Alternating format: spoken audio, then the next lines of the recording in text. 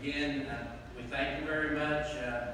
Besides the product, we provide a lot of services around dependent verification, benefit administration systems, enrollment, education, support, and wellness programs. So with that, I'll let you get on to your speaker, and again, thank you so much for having us.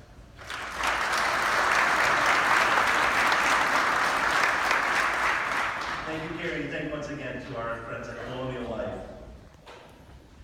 So now we are ready for our opening speaker, and to introduce our opening plenary speaker, I'd like to also bring up to the stage Cheryl Cephalek, the chair of our plenary speaker subcommittee and a great friend of mine. Cheryl.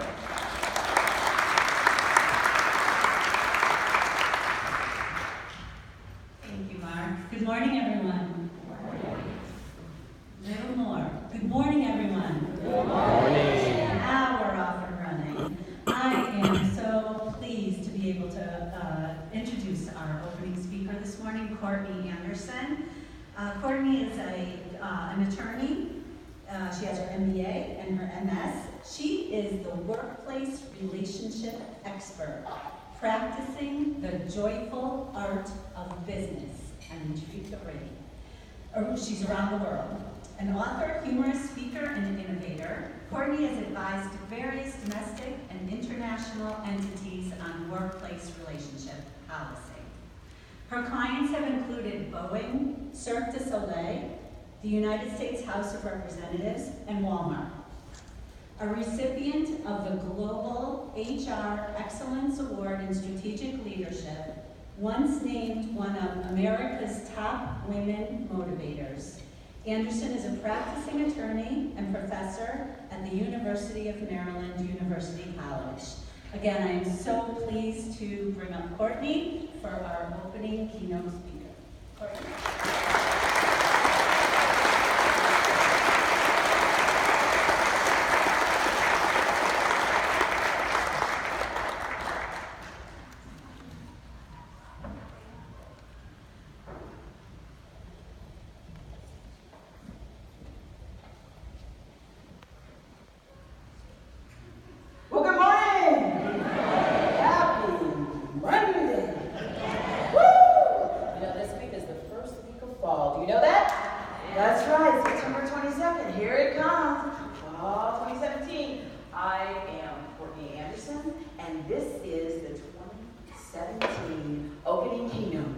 Of our IPMA International Training Conference and Expo.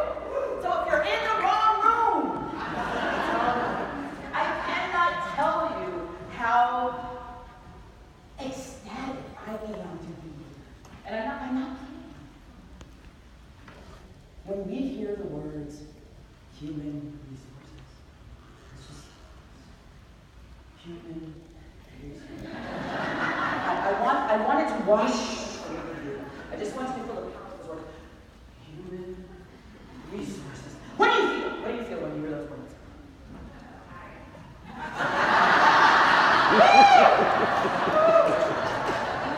I had a fantastic team member say, I feel tired of the joy that emanates from within me, and I am here. Human resources. I love. What else do we feel? What else do we feel when we hear human resources? What else do we feel? Ooh. Responsibility. Responsibility. Responsibility. You know, responsibility is the corollary to some really awesome thing. Just this last weekend, my husband and I, and he's here, we hosted a 15-year-old's birthday party. There's nothing more fun than that, right? There's nothing like that teenager enthusiasm and excitement for life, right? And there's one thing, though, that I was talking to the 15-year-old and the 17-year-old. And it's very closely related to, it's almost like the other side of the coin, of that powerful thing of responsibility. Responsibility, you only have it when you have this other really great thing that teenagers want more of, and they just can't wait to have it, and they learn! And they say, I want more of this, I want it! What is that thing that you get it? And then with it comes responsibility. What is it? Freedom! Freedom! I know you're thinking. I am a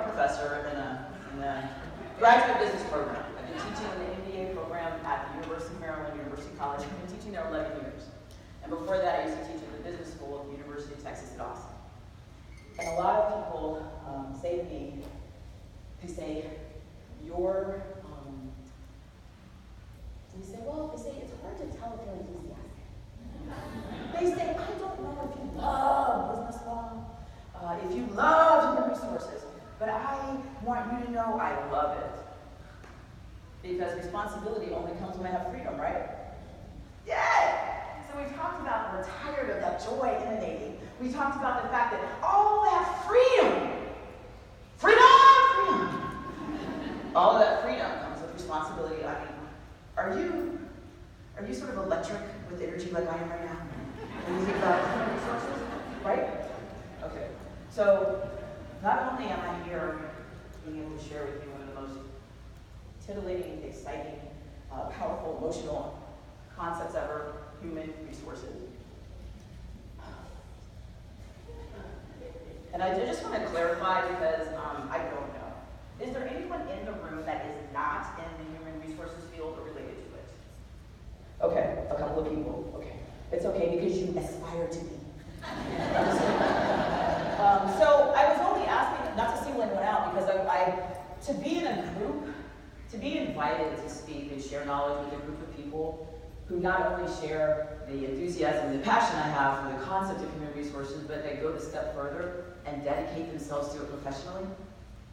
Oh my gosh. How many of you wake up every day? You're getting ready to go to your human resources related work, right? Or you're aspiring to be. And you're brushing your teeth and you're thinking to yourself, oh yeah, I'm getting ready to go. Human resources. I got some FLSA and sometimes my FLSA and my FMLA and my ADA or my FMLA overlap and intersect. And I get to talk about voluntary leave and extra leave and when it counts. Oh, something as a Title VII claim. Yeah. See, you feel it, So I was gonna ask, how many of you wake up more than 90% of the time and you honestly cannot wait to go to work? You are that excited. Okay.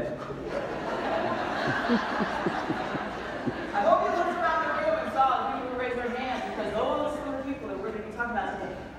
Those are the people who love HR. How many of you wake up and maybe half the time you're looking forward to work? Cool. Oh. I won't even ask it. Because I don't need to ask it because I know it doesn't exist. But I'm going to tell you something. Literally today, we're here for fun. We're here to talk about how to be in this human resources field, how to maximize it. It's just nothing but good times. But I'm going to tell you that sometimes, as a lawyer, and I'm not just an answer, are any people comfortable with admitting you're an attorney?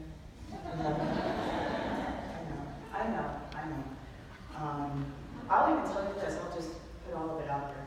Not only am I an attorney, this is my 18th year being a lawyer. Whew, time flies, you're having fun. My mother is a lawyer. My aunt is also a retired judge and a lawyer. This is all over. Lawyers everywhere. And the love that you feel for human resources, it's nothing compared to the love people feel for lawyers. And although today you and I are here sharing knowledge because we want to say, I'm here in life and I want to go here. Right? How can I get higher results, more efficiency? I want to be more strategic, right? That's what we're talking about. There are times when I'm not as able to have fun because people hire me and bring me in as an expert to try to help problem solve, and they'll tell me things that are bad things. And then we'll talk about what the law says, right? Can we document or discipline? Help someone improve their performance, maybe with a plan. And sometimes I meet people who not only are they, it's just weird, but they're immune to the joy and the pleasure of human resources, but they aren't even excited about the application of it and they go for it. And sometimes they're not even happy that I'm there for fun. I will tell you that today is going to be extraordinary. But I already know, I will not get to talk and share knowledge about everything I want to share knowledge about. Unfortunately, they have limited this to only one opening. I am not wrong. I could share knowledge with you for days, months. Let's go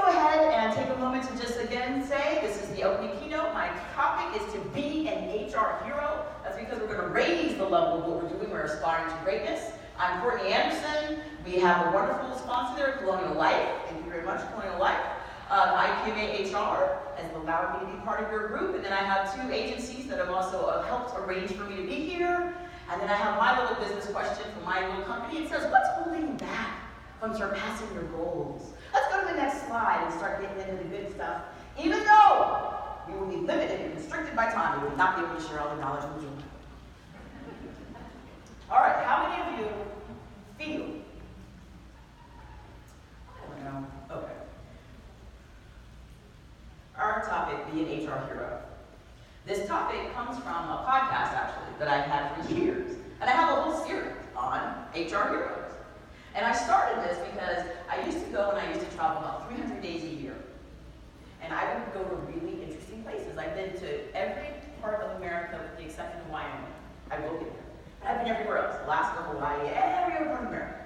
And then I worked in South Africa. I have worked in Johannesburg and in Cape Town. I worked in Mumbai, India. I was in Indonesia recently where I worked in Jakarta, and I ended up working in Bali, Indonesia. Great place to work? Nah. Everybody's going to the beach. I'm going to do HR training. I have been all over the world, and I have seen talented, intelligent, industrious, ethical individuals who are committed to trying to do the right thing in organizations who are sometimes facing incredible challenge. Now, I know it will not apply to anybody in here, right? Because we got a group of ecstatic people and pretty happy people. But have you ever heard of maybe a gossip or through the rumor mill, or maybe somebody in one of your HR groups that you know professionally? Have you ever heard of anyone who's in a very difficult, even an intractable situation in their professional career as an HR professional? You ever heard anyone have a great difficult problem? You heard of that? Say yes, people say no. Okay, well, I'll mention this. I mentioned it yesterday. I went to do some management and then engagement training. Anyone have the pleasure of scheduling employee engagement training? So engagement, right? They want to be there. That's what you're doing, and then you're trying to figure out, are they engaged? How much?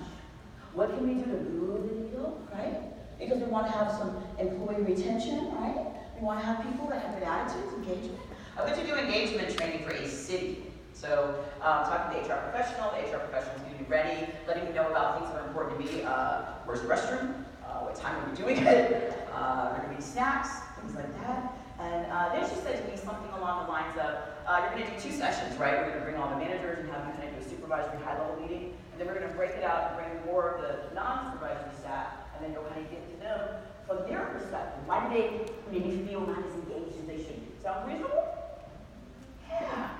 So the supervisory training, as usual, was pretty fun. Most people who are supervisors, do they like it?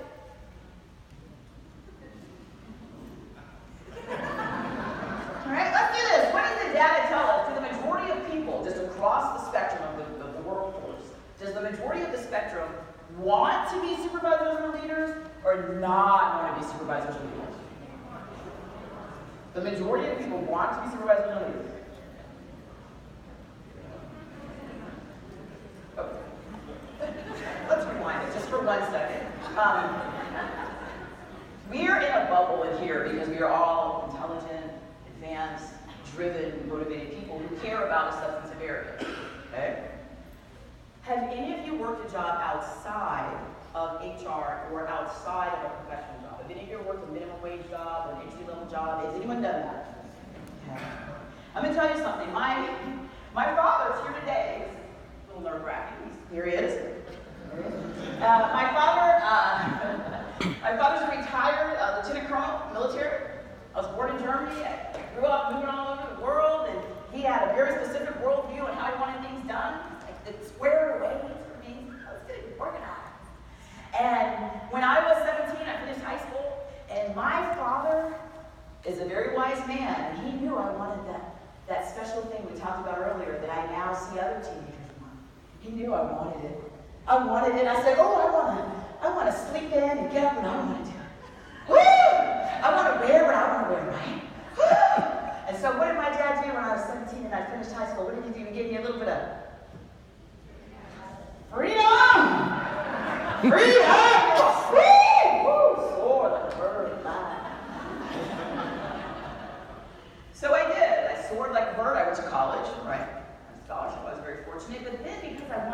something else, like extra food to eat, or snacks, or clothes, or little treats, or go to the movies with my friends.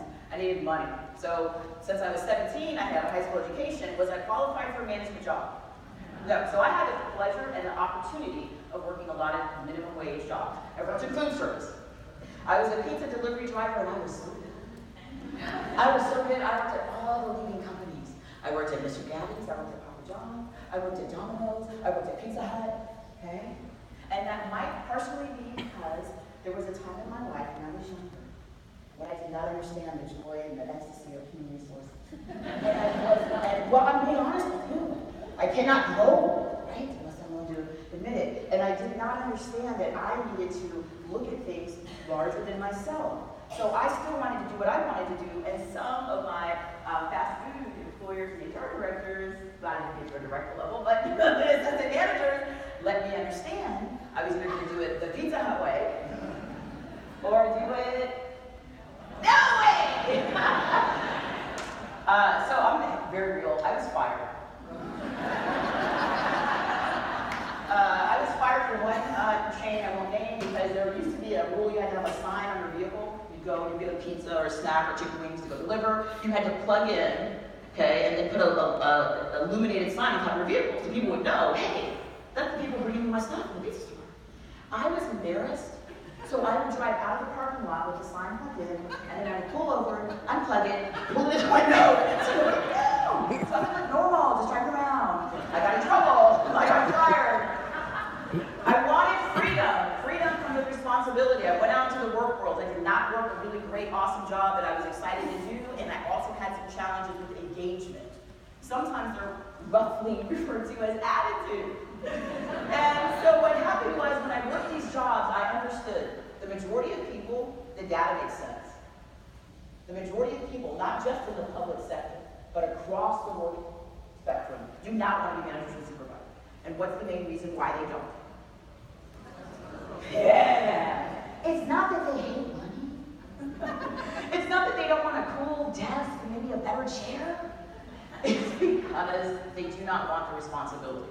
Have you ever known or heard or experienced something where somebody's working a job and they're really good at that job, and then a really poorly trained manager or HR department says, they are so good at it, let's promote them up to supervisor. I was in Houston, Texas, with it's an industrial business, right? So they make things, physical things, hot, a lot of mechanical equipment. They had a guy who was working one of the equipment for like 10 years. He was great. Awesome attitude. He was the best at what he did, so they made the worst decision they could. They promoted him to supervisor over everybody else. How did that go? He didn't want to supervise. He wanted to just do that and do that well. So, not everybody wants to manage or supervise. In fact, most people don't. You have to understand when you look at being an HR hero, what you're up against. It's just like being Batman or Superman, or Wonder Woman. Pick a hero. If I didn't name a hero you like, would just substitute one. Any hero has to face what their challenges are. So as I said, I went to a city to do training. I had management training. Managers usually self-select. The ones who hate it will either do something so their behavior doesn't match their performance standards, or they'll just find a way to get out of it because they don't like it. The stress overwhelms them. So I moved to the city, and we were doing the second session with all the team members that were fortunate to have a job at a city. Do people have a right in the United States? So I'm talking lawyer talk. Do people have the right in the United States to a job? Wow. What happens to people who don't have a job then? In the United States, what happens? Do they go somewhere and they say, I want a job, give me a job. And then someone says, okay, what kind of job do you want? Do you want to work a day shift or night shift? Do you want to work outdoors or indoors? Is there an office like that? If there is, tell me, I want to know. In the United States, legally, a job is not a right, it's a privilege. So I'm at the city, and working at most cities, working in government, historically, what's the myth of working in government? Is it a good thing or a bad thing? Okay, let's go back. I'm working my pizza job. It's before they fired me. And I'm thinking, woo! I'm driving all over, I'm lost. I went to one place to make a delivery, and there was a big dog in the yard, and I was frightened.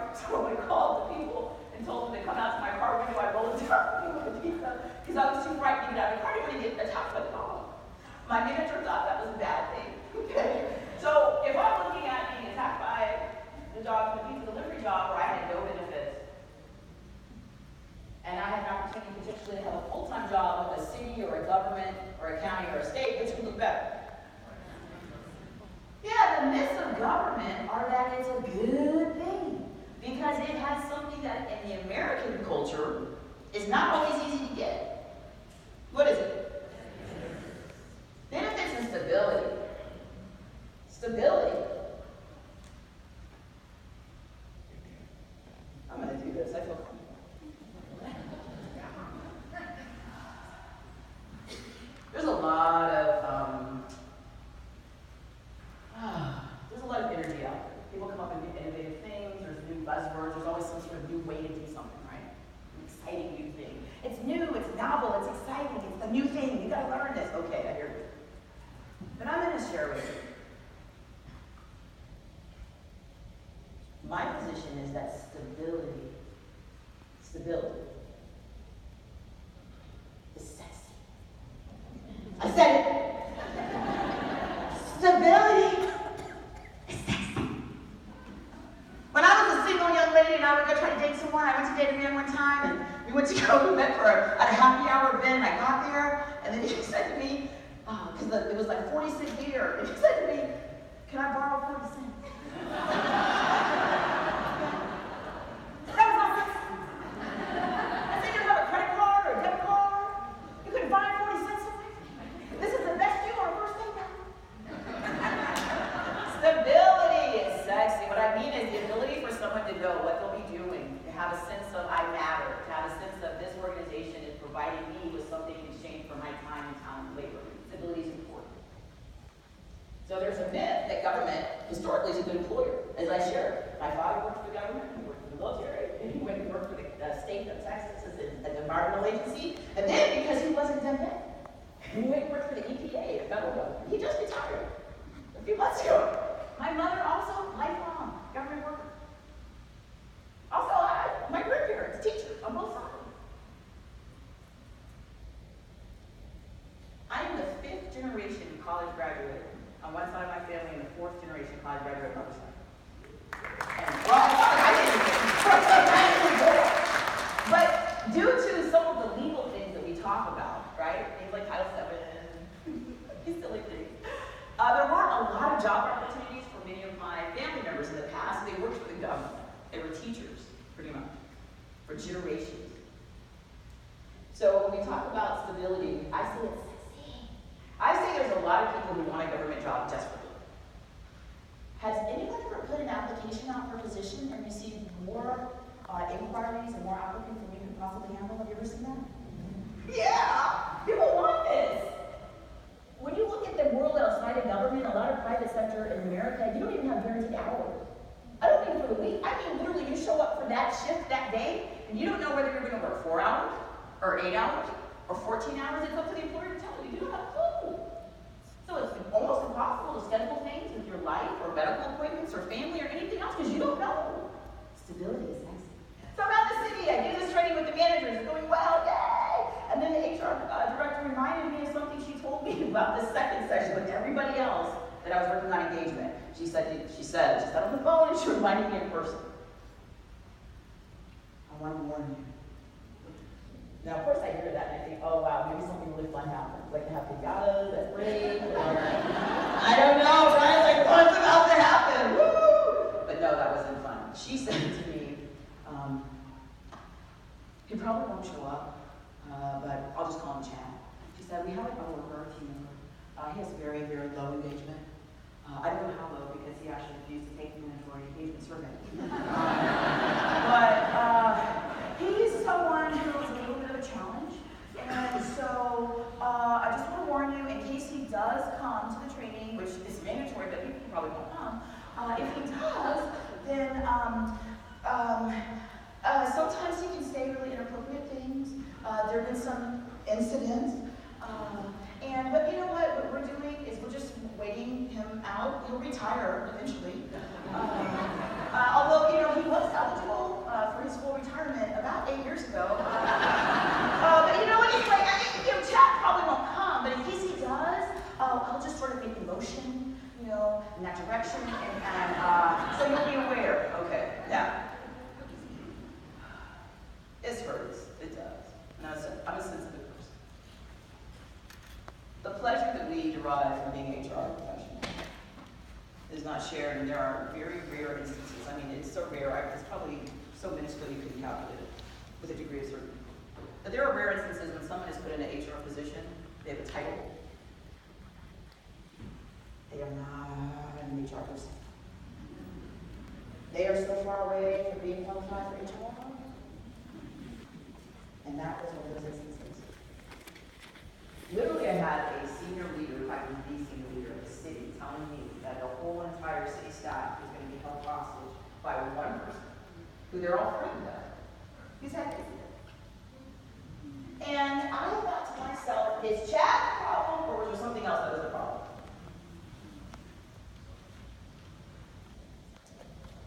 When I hear about a problem employee, do I think, oh my gosh, is that problem employee, or do I think something else?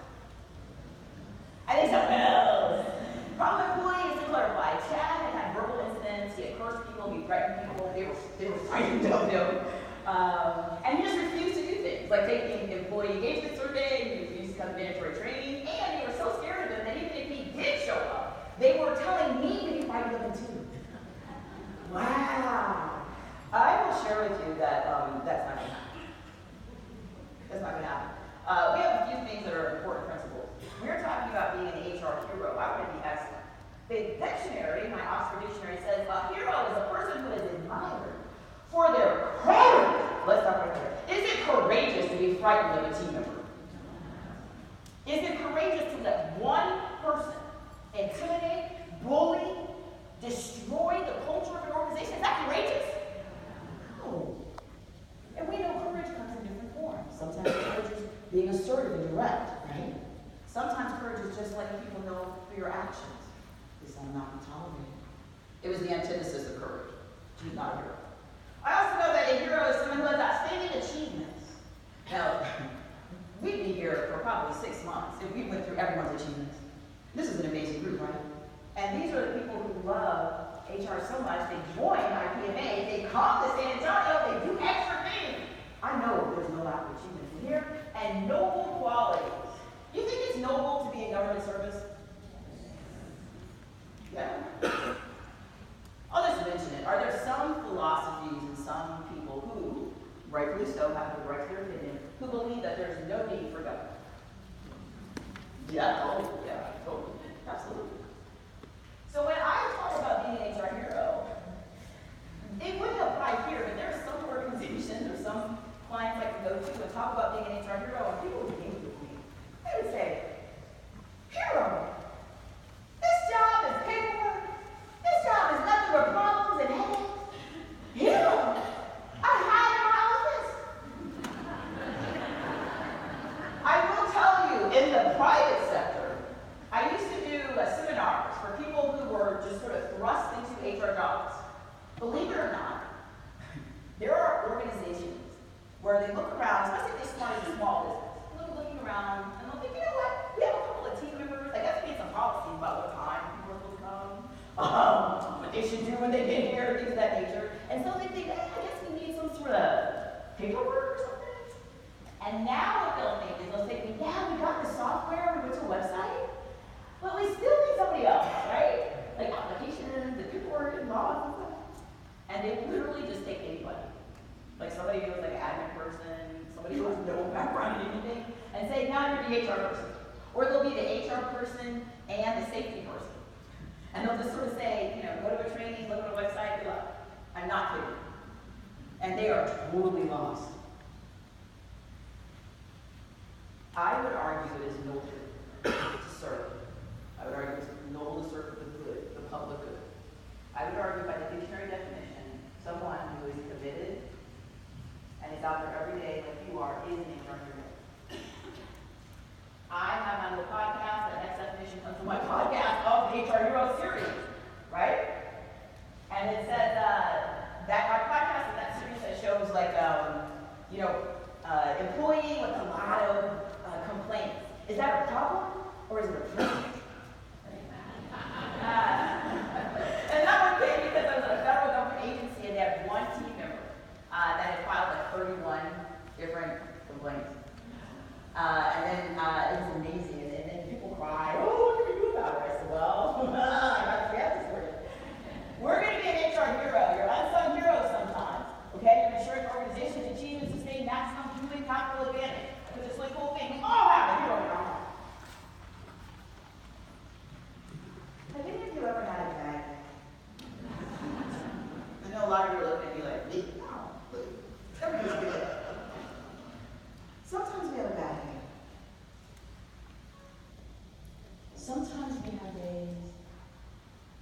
to ourselves, is this real?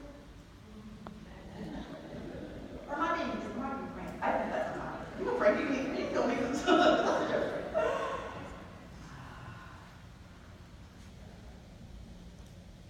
If you internally care, you care about doing the right thing, you care about being better, right? You care about being better. My argument is that you do have a hero, or you're marketing, you are a hero. And I'm going to do something that I don't usually do, and sometimes when I'm attending meetings, I don't love, but you know what, let's take 90 seconds. How many of you, this is your first IPMA-HR conference? This is your first? Call.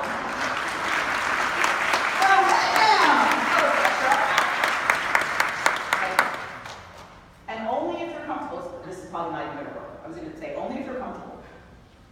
Okay, I'll do it like this. Okay, I'm very shy. I am. I'm a very shy kid, right? And because my dad's very kid. And so I moved around a lot growing up, right? I said that. So I lived all over. So I moved so much. I went to so many schools. I was forced to sort of learn kind of basic skills of like, if I didn't go say hello to people and kind of get things going, I would be moving away a little bit. I would like never met anybody. I'd sit alone like my whole life. So I'm very shy by nature and I'm an introvert, right? Introverts need a lot of solitude. I am drained of energy by now. I'm drained. I gotta recharge, I gotta be alone. I'm an introvert and I'm shy. But I learned this. Even though it makes me nervous, my stomach hurts. Sometimes I feel my hands are shaking. I hate getting out there in the world meeting people. It makes me nervous. I don't like the people, but I'm scared. Will they not like me? Will they think I'm dumb? What about my hair? Do I have something hanging up my shoe? I don't know. Okay. Some of you have been in HR for a while. Some of you are somewhat new to HR. I would like you to take 90 seconds, flexible stretch your legs, and stand up and go meet 2 people that you do not know. So not anybody that came with you from your office. Okay, let's stand up. Let's take 90 seconds. Go meet 2 people. Hello, my name is Courtney.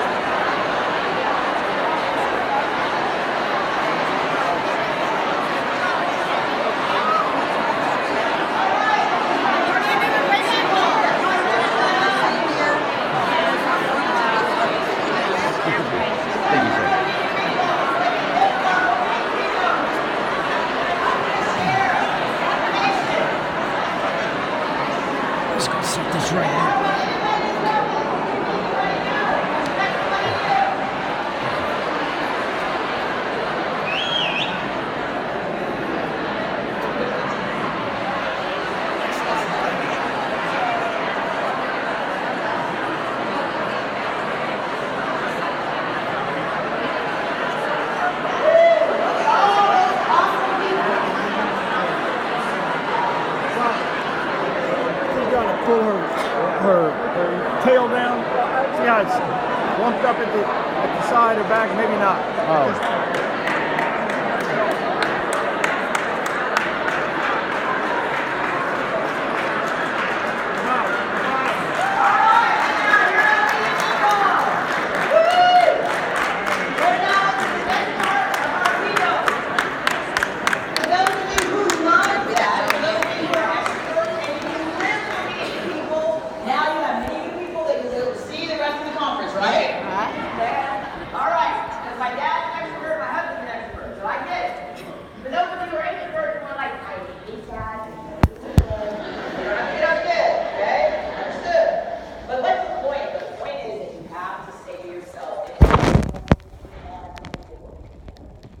There are so